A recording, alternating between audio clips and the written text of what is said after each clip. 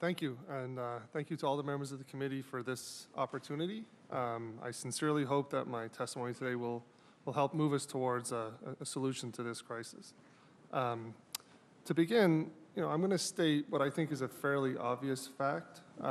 If multi-employer plans collected actuarially sound contributions and purchased annuity contracts, there wouldn't be a crisis. Participants would be receiving or would be scheduled to receive the annuities that were purchased on their behalf.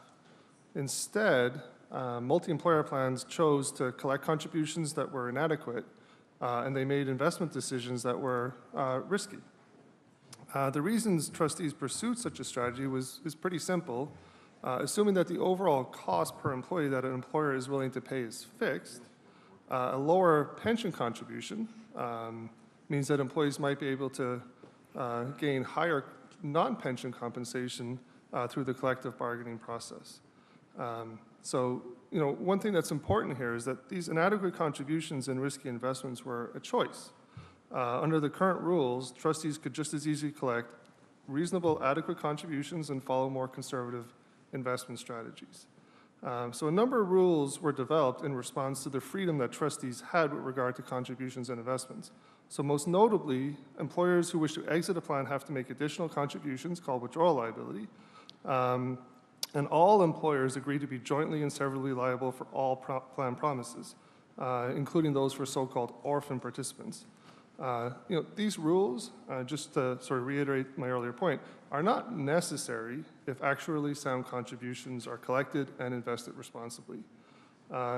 The rules further require that the PBGC, through a separate multi-employer system, step in if employers can't cover underfunded pension promises, and that participants have benefits curtailed further if the PBGC doesn't have the resources in the multi-employer system to cover unfunded benefits to the normal guaranteed amounts.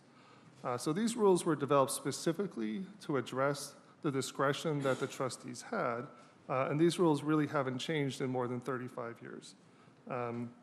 Unfortunately, these rules, which were intended to safeguard the system, I believe have instead contributed to its decline. So financially healthy employers avoid multi-employer plans because they are concerned with the possibility of withdrawal liability or the prospect that they have to fund benefits for orphan participants. I personally witnessed this during my career as a consulting actuary.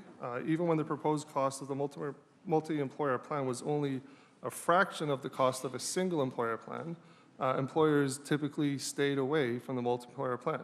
And this was something that was happening 20 years ago. It's not something that just started happening recently.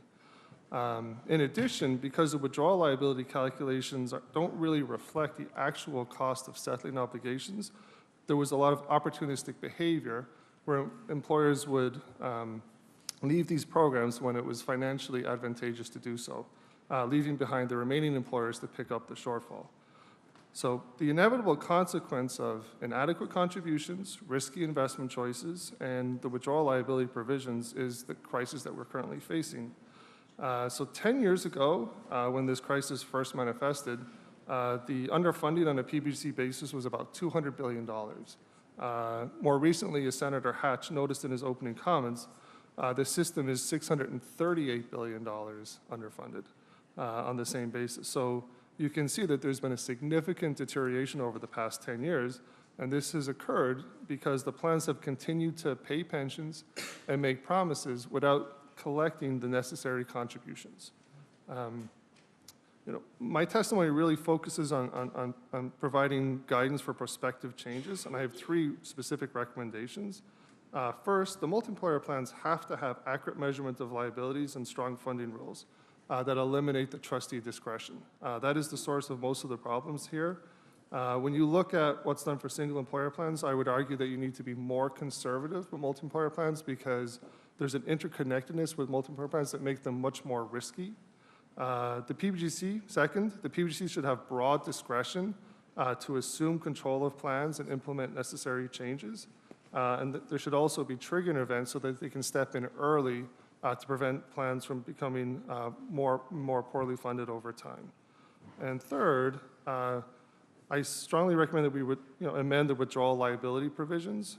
So the goal of those provisions was to essentially collect the value of the benefits that have been promised. And so I'd recommend doing something along those lines, similar to what is done for single employer plans who plan to terminate.